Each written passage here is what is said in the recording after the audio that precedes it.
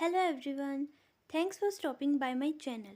In today's video, we are going to discuss the meaning of history. So, what is history? इतिहास क्या है? तो सबसे पहले हम बात करेंगे इतिहास के अर्थ की। अब इतिहास जो शब्द है वो दो शब्दों से मिलकर बना है, इति और हास। इति का अर्थ होता है बीता हुआ, मतलब जो कुछ भी बीत चुका है, और हास का अर्थ होता है घटना। तो इस प्रकार इतिहास शब्द का अर्थ होता है जो कुछ भी बीत चुका है उसका अध्ययन करना।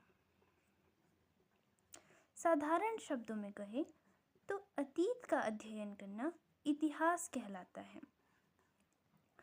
अब ये तो हमने पढ़ा इतिहास के बारे में। अब हम बात करते हैं अंग्रेजी भाषा के शब्द हिस्ट्री के अर्थ के बारे में। तो हिस्ट्री जो शब्द है वो शब्द आया है ग्रीक या फिर यूनानी भाषा। ग्रीक की भाषा को ही यूनानी भाषा कहते हैं। तो ग्रीक भाषा का एक शब्द है हिस्टोरिया।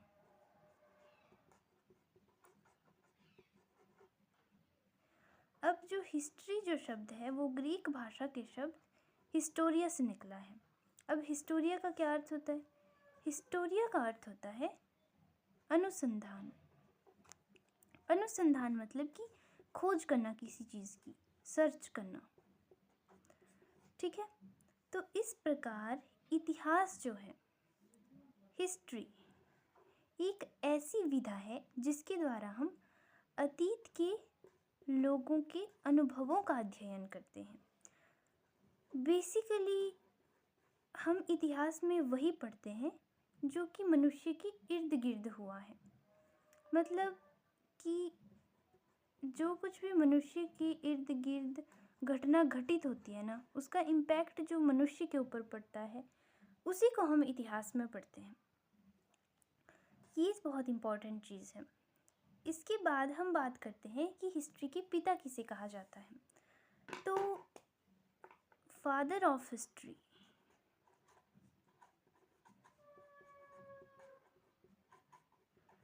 हिस्ट्री के पिता कहा जाता है हेरोडोटस को।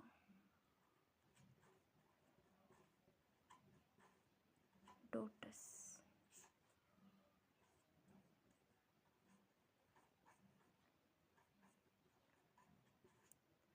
अब प्रश्न आता है कि क्या हेरोडोटस से पहले हिस्ट्री लिखी ही नहीं जाती थी?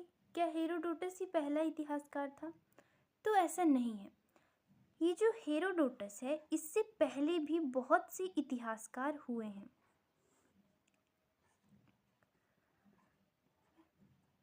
लेकिन हेरोडोटस को ही हिस्ट्री का जनक क्यों कहा जाता है?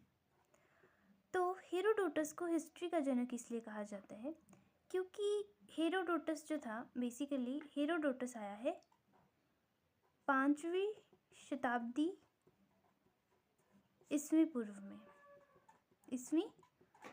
पूर्व में। ठीक है, लेकिन इस समय से पहले भी बहुत से हिस्टोरियन हुए हैं।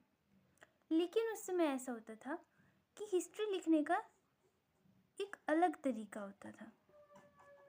उस समय जो हिस्टोरियन थे वो हिस्ट्री कैसे लिखते थे कि वो हिस्ट्री में सिर्फ जो शासक होते थे, राजनीति होती थी उस समय की, युद्ध होते थे, और युद्धों से संबंधित या राजनीति से संबंधित जो महत्वपूर्ण घटनाएं होती थी उनके बारे में ही पढ़ा जाता था। लेकिन हेरोडोटस ने इतिहास लेखन की एक नई शैली का प्रारंभ किया था। उन्होंने शासक, राजनीति, युद्ध और घटनाओं तक हिस्ट्री को सीमित नहीं रखा, बल्कि उन्होंने हिस्ट्री को एक व्यापक रूप दिया।